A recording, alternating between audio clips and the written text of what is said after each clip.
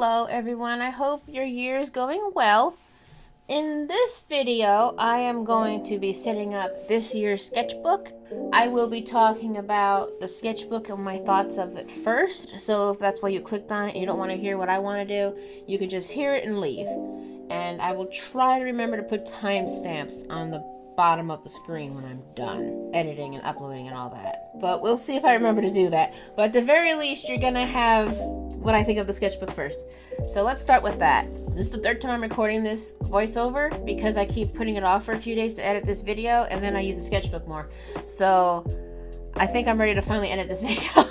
So my thoughts on this sketchbook. First of all, let me open it to look at what it is exactly, because I kept the tag inside. It is a Master's Touch Fine Art Studio Smooth Bristol Sketchbook, 8 by 8 inches or 20.32 by 20.32 centimeters, 80 pages. I do not know if that means both sides or not. 103 pound or 280 GSM, acid free, excellent for markers, pen, and ink. This is a Hobby Lobby branded sketchbook, so I don't even know why they're putting all of the European stuff, since I think it's only in America. But there you go. If you're European and that you use a metric system, that's what that is. I have been using this sketchbook for about a week. I've done swatches, which you are seeing today, and then I did some little pencil and pen sketches. I did a marker illustration. There's also inked and pen. I did some little Animal Crossing characters with colored pencil and Sharpie ultrafines for the line art. And I did a watercolor painting that is also acrylic. So basically a mixed media painting. So the whole background I covered entirely with water, like lots of water. And then I put watercolor on top and let it dry. The paper did buckle. I also did tape a border around it, but I didn't tape it down, but I did tape a border around it, so I don't know if that helped or not, but it did buckle. It is very, twisted now, but when it dried really nice, and also the watercolor did not bleed through to the other side like some papers do. And then after I did that, I painted the rest of the piece with acrylic on top. So Posca pens and craft paint, like acrylic craft paint. And then on top of that, I did some pen and a tiny bit of colored pencil. So I beat this paper up. And on the other side, I have a bunch of swatches. And it took it for what it is, considering it did not say watercolor at all or any kind of paint. But it did say ink. I don't know if that means liquid ink or just like pen and ink, like an ink pen, which all pens are ink. I don't know. I assume it means like liquid ink. It took the beating very well. So I can recommend it for the paper. My main thing with this book is the binding. Now, I used another Master's Touch sketchbook. That was the one that I have been showing off the past two videos. The one with the review and then the tour. And it also had binding, I wouldn't say issues, but concerns, but none of the pages fell out, so I call it a win. This one, it looks a little less integral on the spine, but that's because I'm at the beginning of the book. I'm sure once it gets to the middle, it won't matter anymore, because it looks like it'll be fine enough once I get towards the middle of the book, but you have to open it a lot, so I'm honestly not sure about this one when it comes to the binding. I might give a review later again. I generally talk about my sketchbooks and what I think of them when I finish them, if it's something I never tried before. So when comes sketchbook tour time, if the book's falling apart, you're gonna see it, and I'm gonna let you know about it. It's gonna be great. But for right now, it's not falling apart. It's just, it looks a little concerning, and I don't like that. But it took to all media really nicely, especially for when it's not supposed to take all media. Like, it took watercolor nice, took colored pencil nice. It's supposed to take pen, and it took pen very nice. Also, it's not one of those papers where even if the pen isn't supposed to smudge, it will on it, because I use marker with pens that aren't supposed to smudge, and they did not. but I have had it happen where I inked and then the pen still smudged when it's not a smudging pen. So that's good. It does not smudge. It takes 2 microns and Tombow inking pens, very nice. Does bleed, but that's to be expected. Just remember, whenever you use any sketchbook, unless it's specifically not a bleeding sketchbook, put a paper behind your page so it doesn't bleed to the next page, so you don't have to be drawing around splotches. I used Crayola color pencils for the colored pencil piece, so I haven't used Prismacolors directly on the page, but I did use Prismacolors on top of acrylic in the paper, and it worked fine. Yeah, I think my main thing is just the binding. I don't know if I trust it yet, because it looks a little concerning, but other than that, it's fine. I really like this sketchbook otherwise. I like the size. I like that it's square, because I've always wanted a square sketchbook ever since Elos were popular, but Elos are expensive. I didn't want to spend that much money on a sketchbook, especially since I don't know how pretty the art's going to be in it, and I don't want to spend $30 on, like, pencil sketches. I could just buy a dollar store sketchbook for that. So I'm happy with it. It was also pretty cheap. It was $12. As of right now, I can recommend it for the paper. I don't know about the binding yet. We will see. Which is our go. My cat wants to say hi. Oh yeah, and one other thing that I should mention, because I decorate my sketchbook with stickers. Now, I do not know if this is my fault or the sketchbook's fault, because I use a splitter to, like, cut the backing paper off of my stickers, so it's easier to peel them off. But some of the stickers want to peel up a little bit, just the ends, and I have to push them back down quite a bit. But a lot of it is where I had scored it, and it scored the front a little. So I don't know if that's my fault or not. But some of these are kind of not just behaving, but some of them really don't want to stick. So I don't know if this is the sticker's fault or not. But I see this happen more with this kind of texture of sketchbook versus like a paper cardboard cover where like it sticks really well to paper. This is a hardcover, so I don't know what the difference is with that, but just letting you know, stickers do kind of want to misbehave a little bit on the cover. I don't know if that's my fault or not though. Now on to things I would like to do. I don't want to be as long-winded as my other attempts at this voiceover, so I'm gonna try and make it kind of brief for each, but enough for you to get the idea. Also, I'm fighting off a kitten. He wants attention. Come here, Bubby. Technically, he's an adult, but he will always be a kitten to me. He'll be 20 years old. He will still be my kitten. Come here, kitten. Hi, kitten. Are you a fluffy man? I love you. Actually, I'll put in a clip of a different time he was harassing me. It was really cute. Hi, buddy. Okay, so we're done talking about what I think of the sketchbook, so that's all you cared about. We're done. But now I'm going to be moving on to things I would like to do. And I do not call these goals, even though the title will probably say goals in it, because it's just easier to like search and stuff. Because I don't believe in doing goals. Because whenever I do goals, I get overwhelmed and then I don't do any of them, and then I feel like a failure. But if I would like to do, if I don't get around to it, it's not so bad. Okay, so I'm going to try and speed run these because every other time I was long-winded. So let's go. Number one thing I want to do this year is I would like to do more paintings, like bigger paintings. Last year I started getting back into acrylic. Now I use craft paint. I just kind of prefer it, unless some of it's very thin and I don't like that.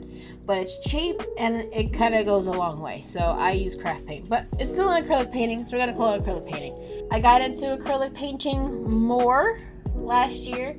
I posted one of them. I only did 2 actual acrylic paintings. I did 3 technically if you count a background of a watercolor painting. But I got into acrylic again last year, and the one painting you saw was the advent candles. But I have another painting which I did not record. It was for me. I will put in some pictures on the screen for you of butterflies on a branch with some leaves. Now, it's not a hyper-realistic painting, and I always have it in my mind that if you're doing acrylic, it has to be hyper-realistic, or else you don't know what you're doing. I'm trying to get out of that mindset. One of my inspirations when it comes to acrylic painting is Mira Byler, she paints for the process, and some of her paintings come out really realistic. Like when she paints water, she does really realistic water. But she'll also do these beautiful like 3 foot by 3 foot paintings of flowers, and they are not realistic flowers. They're very, I would say, impressionistic kind of. They're really pretty, and she just does a huge painting, and I love her art because it reminds me you don't have to do realism. So I want to get into more acrylic painting this year. I have already done one because I did it in my sketchbook, which thank God the sketchbook does acrylic paintings because I don't always want to prep a canvas. I want to do that, and then the next thing I want to do is I would like to maybe kind of possibly finally make that coloring book I've been promising you all. Now, I don't know what the coloring book will look like because when I promised the coloring book, it was like 2018 and it was a completely different coloring book than I would probably make now. It was a cute animals coloring book. It had like a bunch of like little tiny animals of, let's just say, a page of bunnies, a page of puppies, a page of cats, and it was just a page of it and you would just color them in. I have almost a full coloring book sketched worth of that, so it would be smart to finish that one. But it's not a passion of mine anymore, so I would probably just make a brand new coloring book. In 2020, I was going to make a fantasy coloring book, but I lost steam on that because I couldn't actually, like, put it together because the libraries were closed and all that stuff, so I couldn't do that. And then I just never made the coloring book, and I really want to make a coloring book. I don't even think anyone's gonna buy it. I just want to say I published a coloring book. So there's that. I really want to make a coloring book, and I might make that a bigger priority than my next thing, which I can still work on, but maybe not actively make until like the middle of the year or later. But I would love to start making another game. If you don't remember or don't know, I started game dev again after a lot of years, and I really love making video games. It's just I don't have the capability of splitting my mind like I could when I first started over 10 years ago. So I don't know how to balance making a video game and also my own art that I like to do, and also I might find a part-time job. So how do I have time for all of this? I do all the cooking and I do the majority of the cleaning. So when am I finding time to make a game? So I don't know how I am going to balance that out. But I want to make another game. Will I make another game? Who knows? But I would like to. And the last thing I'm going to talk about real quick is streaming. Now, I used to stream on Twitch art and video games. I switched to art on YouTube and video games only on Twitch. The reason for that at first was because YouTube made it sound that if you stream on YouTube, even if you're not monetized, you can still make money. That is not the case, at least not with me. If you know how to make that work without being monetized, please tell me, because that's the reason why I switched. And then the secondary reason was I don't have to record the live stream on Twitch and then re-upload it to YouTube. I can just stream on YouTube and it's there. So that was the other reason. Now, when it comes to Twitch, I am able to make money on Twitch through subscriptions. Technically through ads, but I make like 5 cents a year. I don't make any money off ads. But it's mainly off of subscriptions. And I would like to get a Twitch check more than twice a year if I'm doing good. So what I would like to do is if I start my game dev stuff, I won't be doing the art assets, I don't think, or anything on Twitch, but I want to at least like put assets together, assemble the game, you know, do some coding, maybe even follow a tutorial on stream or something, you know, do the game devy stuff on there, because it would be smart to do it on the gaming platform, because then maybe more people will see the game. Also, I can possibly make some money off of my work while I'm working. So when it comes to game dev, I'll probably go over there. But when it comes to YouTube, although I don't really prefer streaming art, it's good to stream art projects, because I have to stay more focused and not get wandering off with like scrolling or anything, because I'm streaming. Even if no one's there, it's still kind of a mental thing. You don't want to like get caught not doing anything. So I want to finish my Pokemon animatic that I started last year. That will be a stream project. And if I do a coloring book, what I would like to do is, once I sketch out whatever the pages are I'm doing, I still know what coloring book I'm making if I make one, I would sketch them on my own time, and then I would use streaming as a way to promote it and ink it live. That means the majority of the pages, if not all, will be spoiled, but that's fine because I don't think many people will buy it anyway. It's more of a way to like keep me focused than anything. So I want to stream on YouTube and Twitch. We'll see how much streaming I actually do, especially if I do end up finding a part-time job, because I can't do everything. I can't stream, make coloring books, make video games, paint, draw, sketch, work, clean, cook. I can't do everything. So like, we'll see where the year goes. But these are the things I would like to do. And with that being said, I am almost at 20 minutes on this voiceover before cutting out pauses and stuff. So I hope you all found this interesting. If you have this sketchbook, please tell me if it fell apart, just so I can have a heads up. Also, before I end the video, real quick, the majority of the stickers are off Temu. I don't shop on Temu anymore, but they are from Temu. And except for the Mushroom Girl, she is from Zakura Art. And the Jesus Wept sticker is from another Etsy shop. I think it's something like Shay's Sweet Teas, like a t-shirt, T-E-E-S, like that.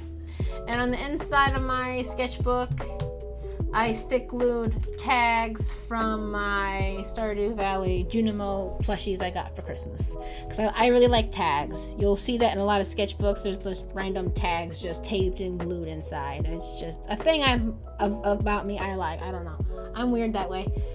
So yes, with all that being said, I hope you all have a great day.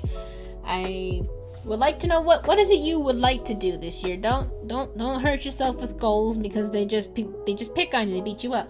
What is it you would like to do this year? And yeah, please like and subscribe and share and comment, all that annoying garbage you're tired of hearing from YouTubers, which I don't even know why we say it anymore, because I feel like if you're gonna like and subscribe, you were gonna do it anyway. But that's what they tell us to do, so I did it, yay! Have a great rest of your day, and I will see you all later. Bye!